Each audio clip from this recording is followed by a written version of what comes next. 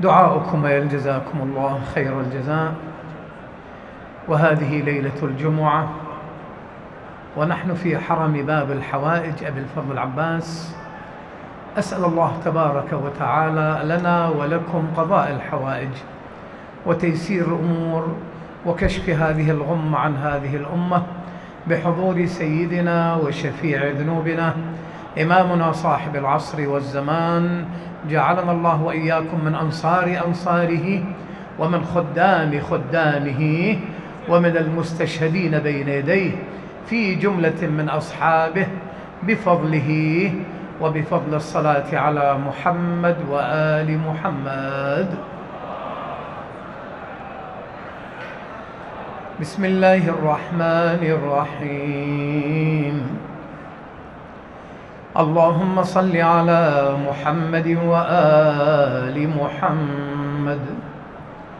اللهم إني أسألك برحمتك التي وسعت كل شيء وبقوتك التي قهرت بها كل شيء وخضع لها كل شيء وذل لها كل شيء وبجبروتك التي غلبت بها كل شيء وبعزتك التي لا يقوم لها شيء وبعظمتك التي ملأت كل شيء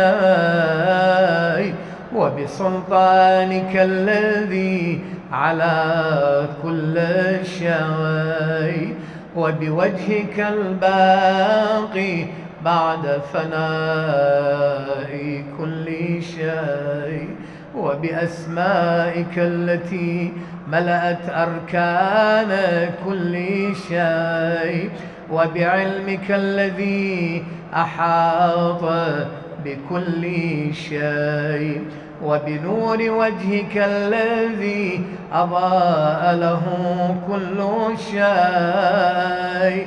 يا نور يا قدوس يا نور صوت يا نور يا الله يا نور يا أول الأولين ويا آخر الآخرين. اللهم اغفر لي الذنوب التي تهتك العصام. اللهم اغفر لي الذنوب التي تنزل النقام. اللهم اغفر لي الذنوب التي تغير النعام. اللهم اغفر لي الذنوب التي تحبس الدعاء. اللهم اغفر لي الذنوب التي تنزل البلاء. اللهم اغفر لي كل ذنب أذنبته وكل خطيئة أخطأتها. اللهم إني أتقرب إليك بذكرك وأستشفع بك إلى نفسك وأسألك بجودك أن تدنيني من قربك وأن توزعني شكرك وأن تلهمني ذكرك. اللهم إني أسألك سؤال خاضع متذلل خاشع أن تسامحني وترحمني وتجعلني بقسمك راضيا قانعا وفي جميع الأحوال متواضعا. اللهم وأسألك سؤال من اشتدت فاقته وأنزل بك عند الشدائد حاجته وعظم فيما عندك رغبته. اللهم عظم سلطانك وعلى مكانك وخفي مكرك وظهر أمرك وغلب قهرك وجرت قدرتك ولا يمكن الفرار من حكومتك.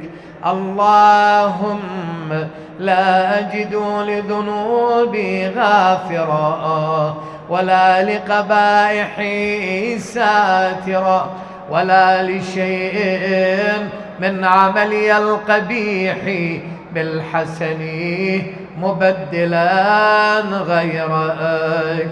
لا إله إلا أنت سبحانك وبحمدك ظلمت نفسي وتجرأت بجهلي وسكنت إلى قديم ذكرك لي ومنك علي.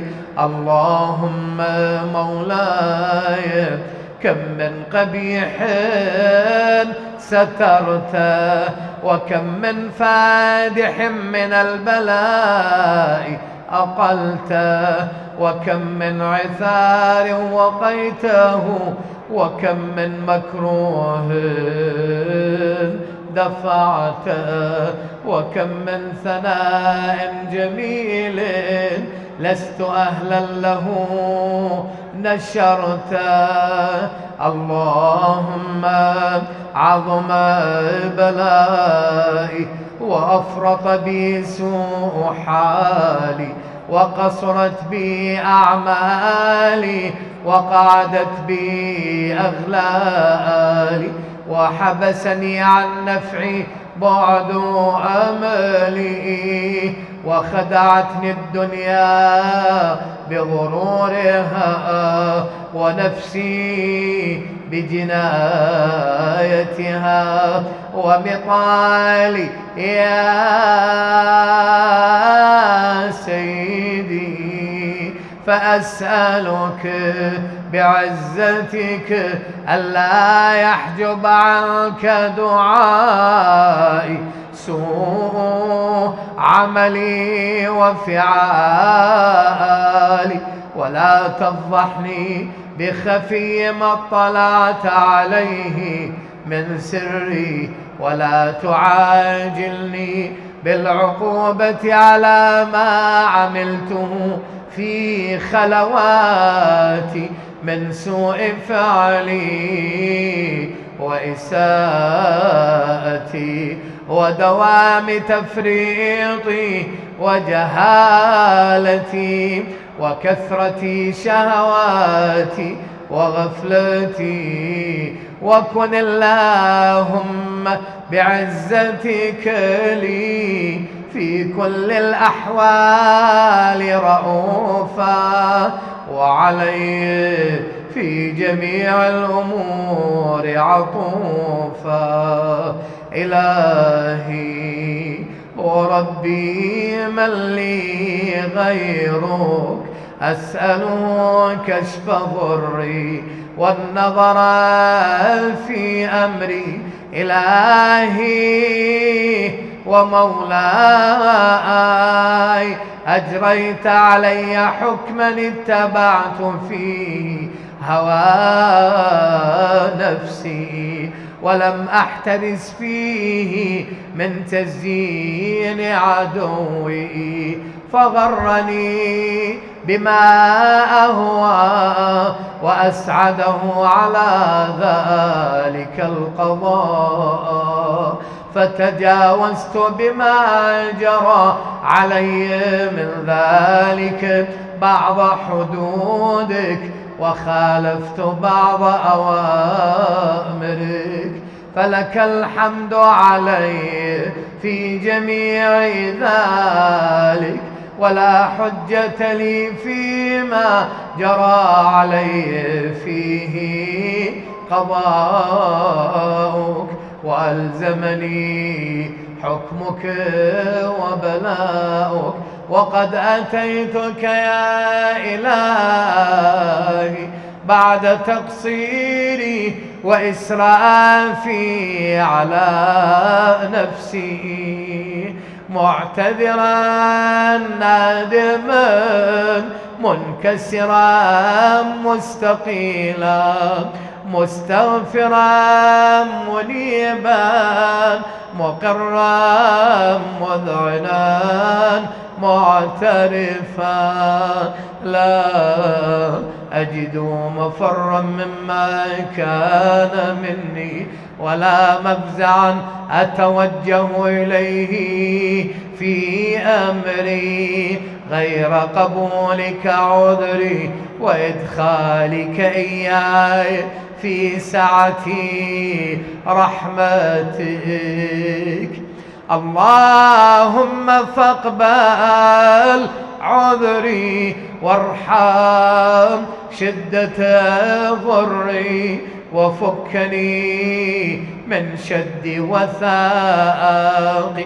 يا رب ارحم ضعف بدني ورقة جلدي ودقة عظمي، يا من بدأ خلقي وذكري وتربيتي وبري وتغذيتي. هبني لابتداء كرمك وسالف برك بي يا إلهي وسيدي وربي.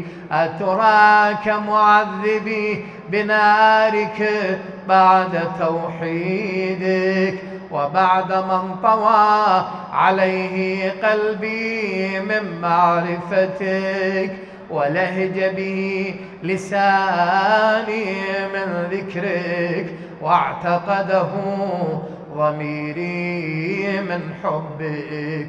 وبعد صدق اعترافي ودعائي خاضعا لربوبيتك، هيهات هيهات أنت أكرم من أن تضيع من ربيت، أو تبعد من أدنيت، أو تشرد من آويت، أو تسلم إلى البلاء من كفيته ورحمت. وليت شعري يا سيدي وإلهي ومولاي، أتسلط النار على وجوه خرت لعظمتك ساجدا، وعلى ألسن نطقت بتوحيدك صادقة، وبشكرك مادحة، وعلى قلوب اعترفت بإلهيتك محققة، وعلى ضمائر حوت من العلم بك حتى صارت خاشعة، وعلى جوارح سعت إلى أوطان تعبدك طائعة، وأشارت باستغفارك مذعنة. ما هكذا الظن بك، ولا أخبرنا بفضلك عنك يا كريم. يا رب ربي وأنت تعلم ضعفي، عن قليل من بلاء الدنيا وعقوباتها وما يجري فيها من المكاره على أهلها، على أن ذلك بلاء ومكروه قليل مكثور، يسير بقاؤه قصير مدته، فكيف احتمالي لبلاء الآخرة وجليل وقوع المكاره فيها، وهو بلاء تطول مدته ويدوم مقامه ولا يخفف عن أهله، لأنه لا يكون إلا عن غضبك وانتقامك وسخطك، وهذا ما لا تقوم له السماوات والأرض يا سيدي، فكيف بي وأنا عبدك الضعيف الذليل الحقير المسكين المستكين، يا إلهي وربي وسيدي ومولاي، لأي الأمور إليك أشكو، ولما منها أضج وأبكي، لأليم العذاب وشدته أم لطول البلاء ومدته، فلئن صيرتني للعقوبات مع أعدائك وجمعت بيني وبين أهل بلائك وفرقت بيني وبين أحبائك وأوليائك، فهبني يا إلهي وسيدي ومولاي وربي، صبرت على عذابك فكيف أصبر على فراقك، وهبني صبرت على حر نارك فكيف أصبر عن النظر إلى كرامتك، أم كيف أسكن في النار ورجائي عفوك، فبعزتك يا سيدي ومولاي أقسم صادقا لئن تركتني ناطقا لأضجن إليك بين أهلها ضجيج الآملين، ولأصرخن إليك صراخ المستصرخين، ولأبكين عليك بكاء الفاقدين، ولأنادينك أين كنت يا ولي المؤمنين، يا غاية آمال العارفين، يا غياث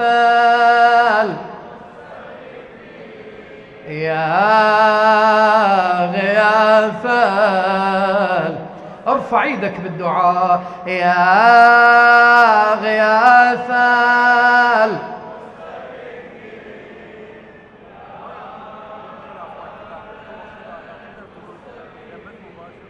يا غياث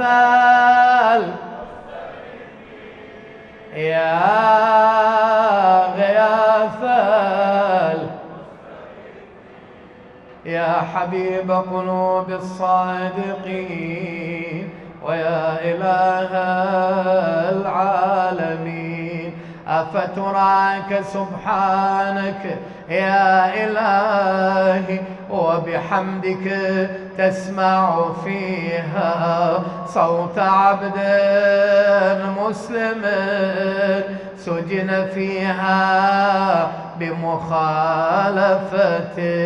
وذاق طعم عذابها بمعصيته وحبس بين أطباقها بجرمه وجريرته، وهو يضج إليك ضجيج مؤمل لرحمتك ويناديك بلسان أهل توحيدك ويتوسل إليك بربوبيتك يا مولاي، فكيف يبقى في العذاب وهو يرجو ما سلف من حلمك؟ أم كيف تؤلمه النار وهو يأمل فضلك ورحمتك؟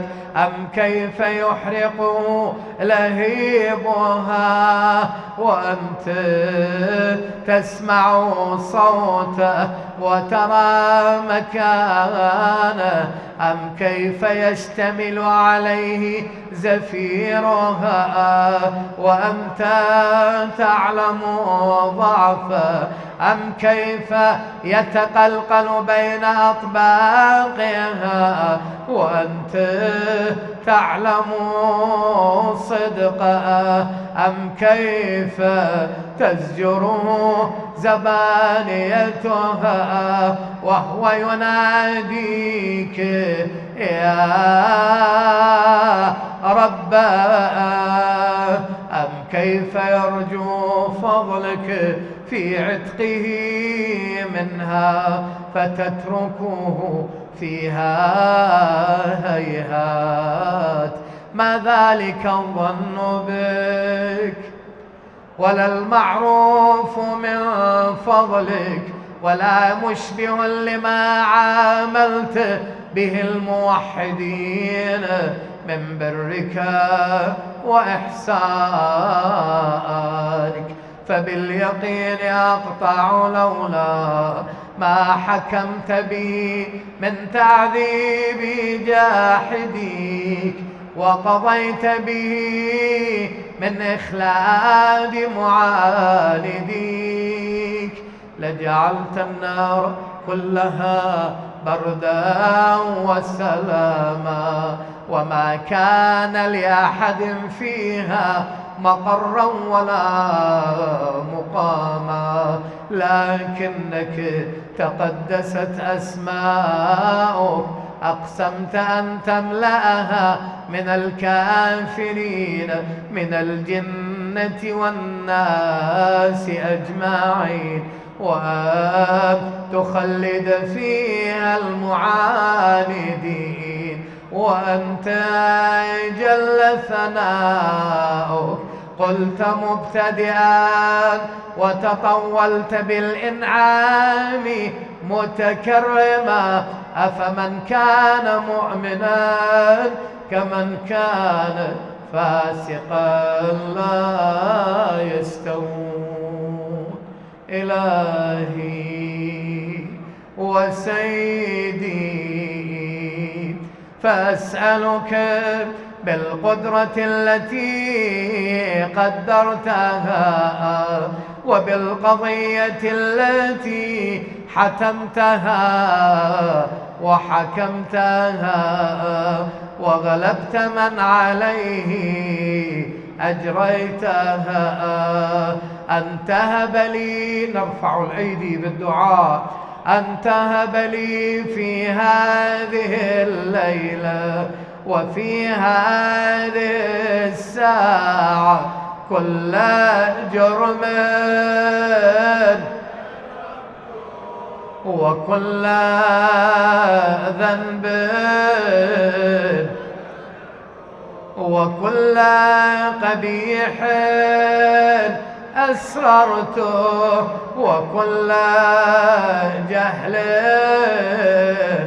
عملته كتمته أو أعلنته أخفيته أو أظهرته وكل سيئة أمرت بإثباتها الكرام الكاتبين الذين وكلتهم بحفظ ما يكون مني وجعلتهم شهودا علي مع جوارحي وكنت أنت الرقيب علي من ورائهم والشاهد لما خفي عنه وبرحمتك أخفيته وبفضلك سترت وأن توفر حظي من كل خير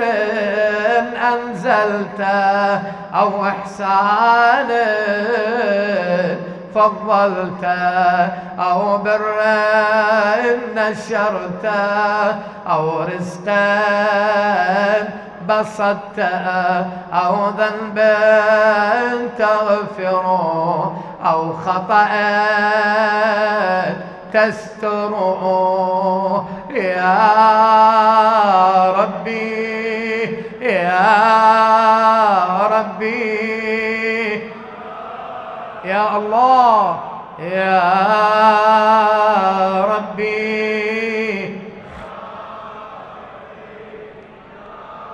الله يقضي حوائجكم يا ربي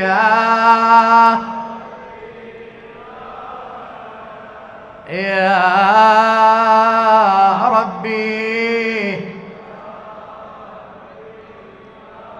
يا إلهي وسيدي ومولاي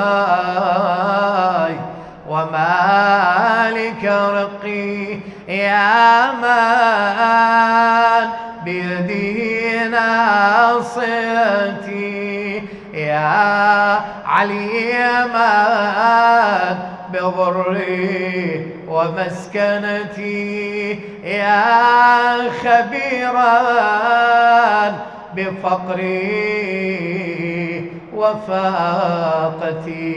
يا ربي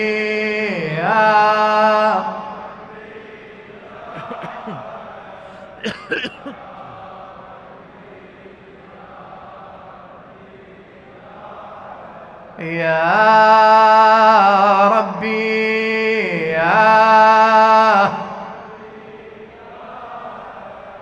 يا ربي أسألك بحقك وقدسك وأعظم صفاتك وأسمائك أن تجعل أوقاتي من الليل والنهار بذكرك معمورة وبخدمتك موصولة وأعمالي عندك مقبولة حتى تكون أعمالي وأورادي كلها وردا واحدا وحالي في خدمتك السرمدا يا سيدي يا من عليه معولي يا من إليه شكوت أحوالي يا ربي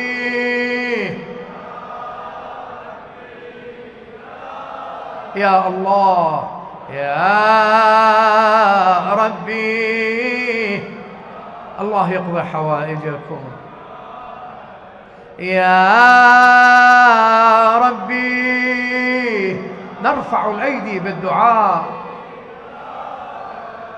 يا ربي يا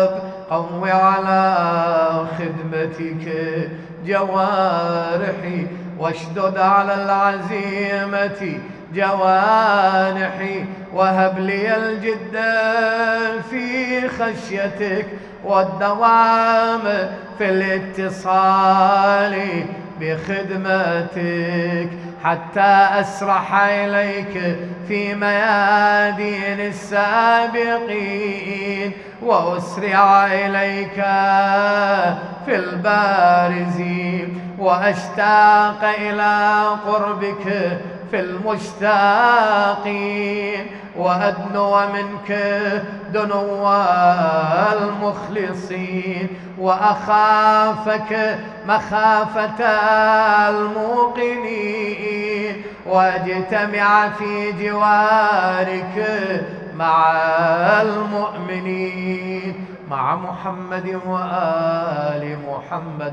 اللهم ومن أرادني بسوء فأرد ومن كادني فكد واجعلني من أحسن عبيدك نصيبا عندك وأقرب منزلة منك وأخصهم زلفة لديك فإنه لا ينال ذلك إلا بفضلك وجد لي بجودك واعطف علي بمجدك واحفظني برحمتك واجعل لساني بذكرك لهجا وقلبي بحبك متيما ومن علي بحسن إجابتك وأقلني عثرتي واغفر زلتي فإنك قضيت على عبادك بعبادتك وأمرتهم بدعائك وضمنت لهم الإجابة فإليك يا ربي نصبت وجهي وإليك يا ربي مددت يدي فإليك يا ربي وإليك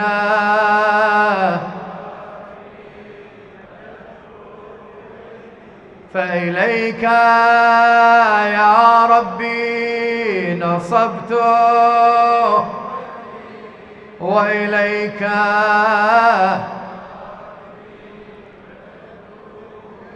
فبعزتك استجب لي دعائي وبلغني مناي يا الله ولا تقطع من فضلك رجائي واكفني شر الجن والإنس من أعدائي يا سريع يا سريع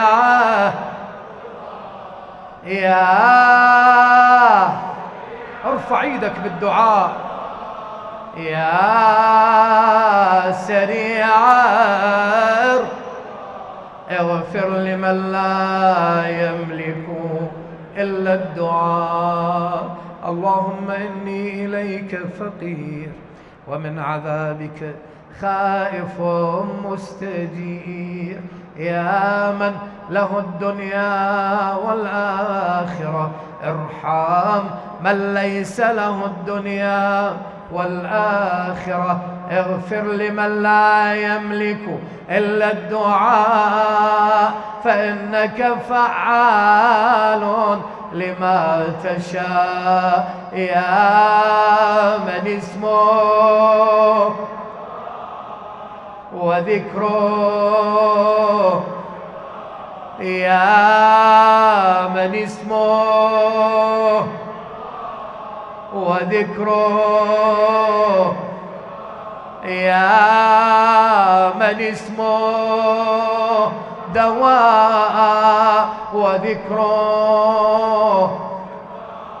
وطاعته غنى ارحم من رأس ماله الرجاء وسلاحه البكاء يا سابغ النعم يا دافع النقم يا سابغ يا دافع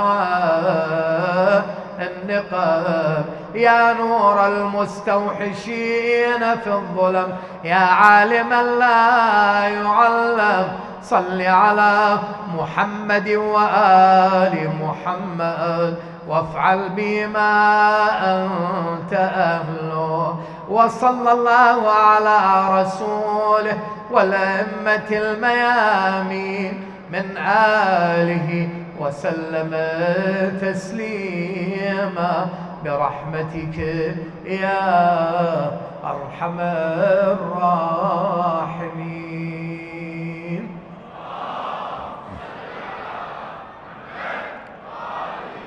لحظات استجابة الدعاء إن شاء الله. نردد معا هذه الآية 5 مرات جزاكم الله خير الجزاء. بسم الله الرحمن الرحيم. أما يجيب المضطر إذا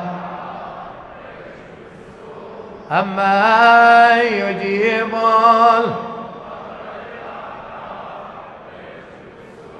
أما يجيب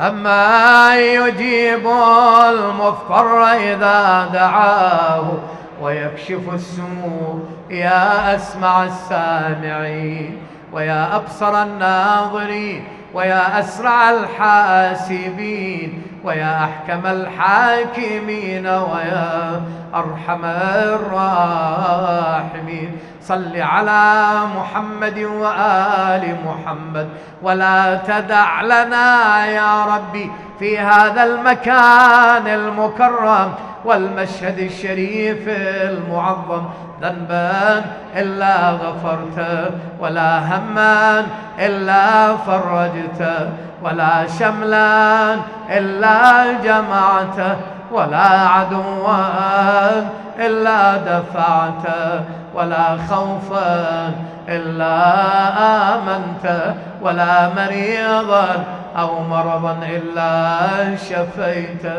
ولا رزقا إلا بسطته ولا بعيدا إلا حفظته وأدنيته ولا فقيرا إلا كسوته وأغنيته ولا حاجة من حوائج الدنيا والآخرة لك فيها رضا ولنا فيها صلاح إلا قضيتها ويسرتها بحق المصطفى محمد والمرتضى علي والبتول فاطمة والسبطين الحسن والحسين والتسعة المعصومين من ذرية الحسين عليهم السلام. اللهم كن لوليك الحجة ابن الحسن صلواتك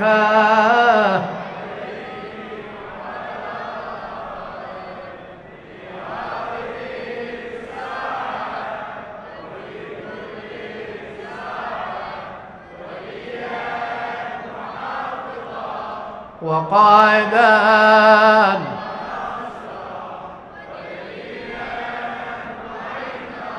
حتى تسكنه